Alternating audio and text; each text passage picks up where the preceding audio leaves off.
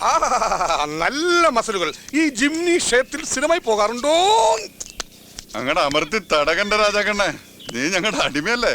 ഇത് കഴിഞ്ഞിട്ട് വിറകിറാണല്ലോ. ഇനി മുതൽ ഇവന്റെ പേര് രാജാക്കണ്ണെന്നല്ല, അടിമക്കണ്ണെന്നാണ്. എടാ അടിമക്കണ്ണ, നീ എങ്ങനെയാടാ ഇവിടെ എത്തിയത്? അതൊരു ദുരന്ത ലവ് സ്റ്റോറിയാണ്. ലവ് സ്റ്റോറിയാ? അതെ, എനിക്കൊരു അമ്മാവന്റെ മകളുണ്ടായിരുന്നു. എൻ്റെ മുറപ്പെണ്ണ് മഹാലക്ഷ്മി. എനിക്ക് ഈ വിശപ്പിന്റെ അസുഖമുള്ള ആളാണേ. ഒരു ദിവസം അമ്മാവന്റെ വീട്ടിൽ ചെന്ന എനിക്ക് ഇച്ചിരി മീൻ കൂട്ടി ചോറിനൊന്നൊരു ആഗ്രഹം ഉണ്ടായിരുന്നു. എൻ്റെ ആഗ്രഹം സാധിക്കാൻ വേണ്ടി മാർക്കറ്റിൽ മീൻ വാങ്ങാൻ പോയതാ മഹാലക്ഷ്മി ഒരു തമിഴിലോരിടിച്ച് മരിച്ച്. എന്നിട്ട് എന്ത് ചെയ്യാൻ? അമ്മാവന്റെ വീട്ടിൽ കുറച്ച് ഉണക്കമീൻ ഉണ്ടായിരുന്നു, അതോട്ട് ചോറിന്ന് ഞാൻ അഡ്ജസ്റ്റ് ചെയ്തു. പക്ഷേ മഹാലക്ഷ്മിയുടെ മരണത്തോടു കൂടി അമ്മാവൻ തളർന്ന് കിടപ്പിലായി. അതോടെ ആ കുടുംബത്തിന്റെ ചുമതല മുഴുവൻ എന്റെ ഈ തോളിലായി. അതെനിക്കിഷ്ടമില്ല. അന്ന് രാത്രി അമ്മാവന്റെ പെട്ടിലെ കാശടിച്ച് ഞാൻ സ്ഥലം വിട്ടു. ഞാൻ ഇത് തെറ്റാണോ? എന്തോ എങ്ങനെയാ നമ്മുടെ തേവാത്തി? ചുമ്മാതെ അറിയാൻ വേണ്ടി ചോദിച്ചാണ്. തേവാര മകളെ കാണാനൊക്കെ നല്ല ഭംഗിയാണ്, പക്ഷെ അവളുടെ കയ്യിലൊരു വൃത്തികെട്ട സ്വഭാവം ഉണ്ട്. വൃത്തികെട്ട സ്വഭാവം? ആരെങ്കിലും അവളെ കുളിക്കോർത്ത് കുളിഞ്ഞു നോക്കിയാ മോഹടിച്ച് പൊട്ടിക്കൊന്നേ. ഒരു ദിവസം എനിക്ക് ഇട്ടിട്ട് കിണ്ണിട്ടിട്ടേ എന്റെ മറുക തെറിച്ചു പോയതാണ്. ഇത് ഞാൻ ഒരു ഉണക്ക മുന്തിരി വെച്ച് അഡ്ജസ്റ്റ് ചെയ്തേക്കണേന്ന്. എന്നൊരു കാര്യം ചെയ്യും, ഇപ്പുറത്തൊരു കശുവണ്ടി പരിപ്പ് കൂടി മേടിച്ച് ഒട്ടിച്ചു നോക്ക്. അതൊക്കെ ഭയങ്കര ബോറായിരിക്കും. അതെടുത്ത് മാറ്റടാ. ഉണക്കമുന്തിരി കളയാൻ അപ്പൻ്റെ അടുത്ത് ഞാൻ കൊടുത്തയച്ച വീടിന്റെ ഡോക്യുമെന്ററി കിട്ടിയല്ലേ? നിങ്ങളോടൊക്കെ എങ്ങനെയാ നന്ദി പറയേണ്ടതെന്ന്. താങ്ക് യു ഒക്കെ പറയേണ്ട അന്യരോടല്ലേ? നിങ്ങളൊക്കെ സന്തോഷമായിട്ടിരിക്കാനാ ഞാൻ ഈ പാടൊക്കെ കഴിച്ചത് തന്നെ. ഒന്ന് ചിരിച്ചേ, ചിരിക്കുന്നേ. മതി, എന്നും കുട്ടിയുടെ മുഖത്ത് ഇമ്ലേച്ചത കണ്ടാ മതി.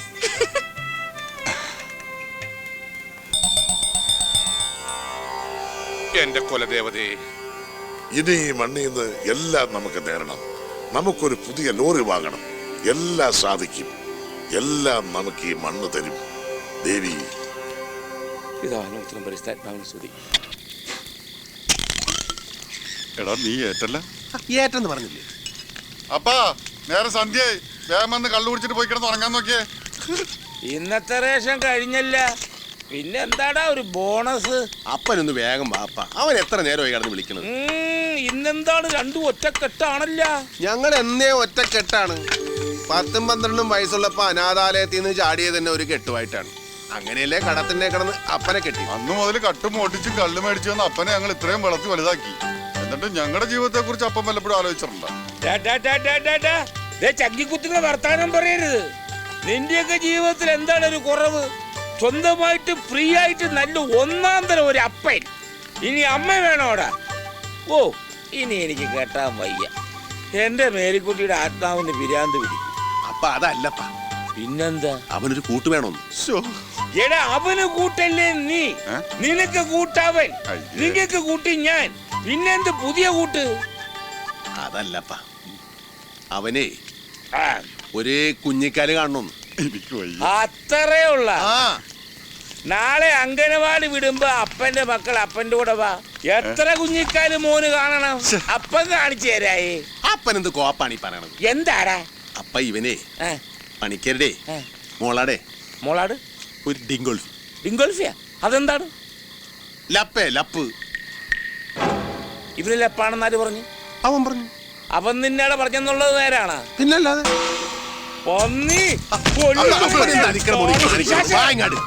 എടാ അവൻ അങ്ങനെ ദുരിതച്ചുണ്ടെങ്കിൽ ആദ്യം എന്നോട് വേണ്ടേ പറയാൻ? പിന്നെ ഞാൻ എന്തിനാണ് അപ്പന്റെ കുപ്പായി വിട്ടാണ് നടക്കണത്? അവന്റെ അപ്പൻ തൊപ്പം നീയല്ലല്ല, ഞാനല്ലേ? നീ കേട്ടതിന്റെ എച്ചിലേക്ക് ഞാൻ എന്താണ് പട്ടിയാ? അതല്ലപ്പ, അത് അപ്പനുള്ള റെസ്പെക്ട് കൊണ്ട് പറയായിരുന്നാണ്. നേരാണോ? പിന്നല്ലാതെ. മക്കളുടെ പ്രേമ അപ്പന്മാരോട് പറയാൻ നോക്കുക. സത്യമാണോ? ഇരിയടാ പട്ടി, ചേടാ പന്നി. സത്യം പറഞ്ഞോളാം, നിന്റെ പ്രേമം ഒറിജിനലാണോ അതോ കുന്നുങ്ങളാണോ? ഒറിജിനലാ. അപ്പനെ ഒന്ന് പണിക്കരേട്ടനോട് രഹസ്യമായിട്ട് സംസാരിക്കണം. ഇവിടെ അപ്പൻ എന്തിനാണ് പണിക്കോട് രഹസ്യമായിട്ട് സംസാരിക്കണത്? നീ എന്താ പെണ്ണ് പിടിക്കാൻ പോണം? അപ്പൻ നാളെ പോയി പരസ്യമായിട്ട് ചോദിക്കും. എന്താപ്പാ? ഏയ് അതൊന്നും വേണ്ട. പിന്നെ നാളെ നമ്മള് പരസ്യമായിട്ട് ചോദിക്കുന്നു. ഇന്നെല്ലാവരും അണിഞ്ഞൊരുങ്ങിയാണല്ലോ. എന്താ ടൗണിലേക്ക് വല്ലതും? ഇങ്ങോട്ട് തന്നെ വന്നതാർന്ന്. ഞാൻ പറയാൻ തുടങ്ങാൻ പോവാറുന്ന്. അപ്പോഴത്തേക്ക് എത്തിയില്ല. ദേ ആദ്യമായിട്ട് അവൻ അങ്ങാട്ട് കൊടുക്കും. മേടിച്ചോടെ കള്ള.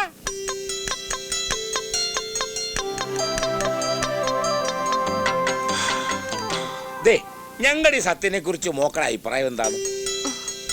കാണാൻ കൊള്ളാവുന്ന ചെറുപ്പക്കാരൻ, രസികൻ. അല്ലാതെ അല്ലേ മോളെ?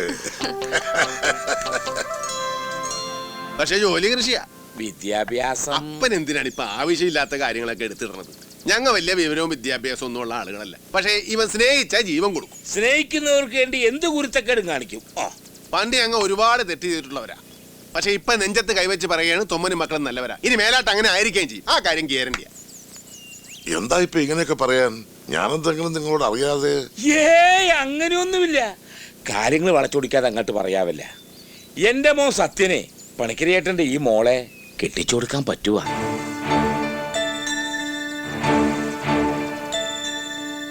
അത് നടക്കില്ല.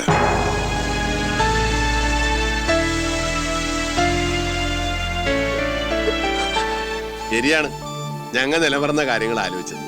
ചിരി അടുപ്പവും പരിചയമൊക്കെ ആയപ്പാ ഞങ്ങളെ തന്നെ മറന്നുപോയി. അതുകൊട്ടെ, സാരല്ലേ. അപ്പാ പോവാ, ആടാ. അയ്യോ, അതുകൊണ്ടല്ല. എന്റെ മോടെ കല്യാണം ഒരിക്കൽ കഴിഞ്ഞതാണ്.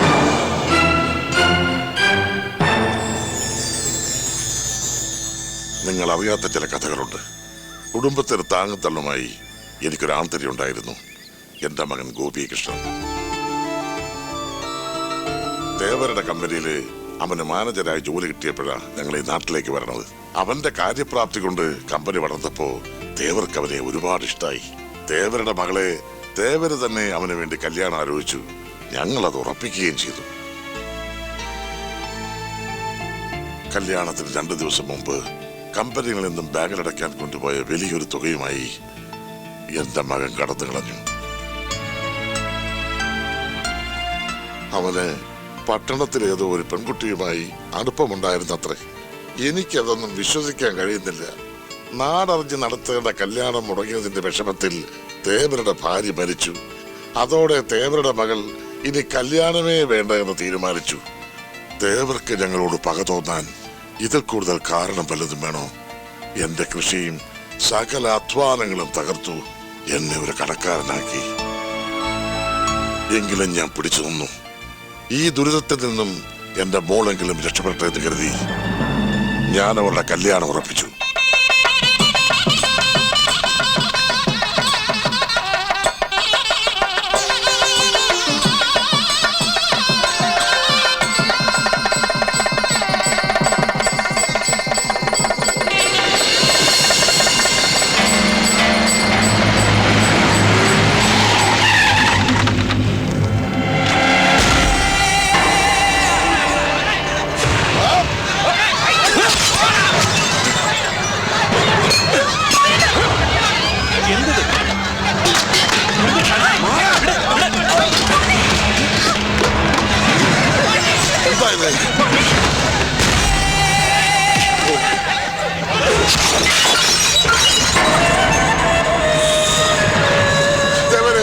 ഇവരോട് നിർത്താൻ പറ.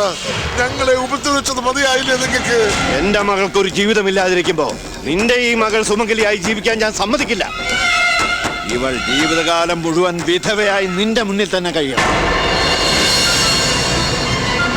വെട്ടിക്കൊല്ലാവനെ. എന്റെ മോനെ ഒന്നും ചെയ്യരുത്. അവനെ ഉപദ്രവിക്കല്ലേ. എന്നെ കൊല്ലരുന്ന് പറത്തേവരെ. എനിക്ക് പെണ്ണിനെ വേണ്ട. എനിക്ക് എന്റെ ജീവൻ മാത്രം മതി.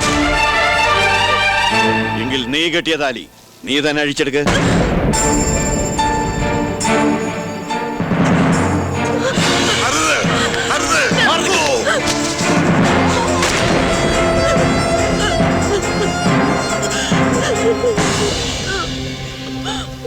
ഇവന്റെ മോളുടെ കഴുത്തിൽ ഇനി ആരെങ്കിലും താലി കെട്ടാൻ തുനിഞ്ഞാൽ പിന്നെ ഈ തേവർ അവന്റെ ജീവൻ തിരിച്ചു തരില്ല.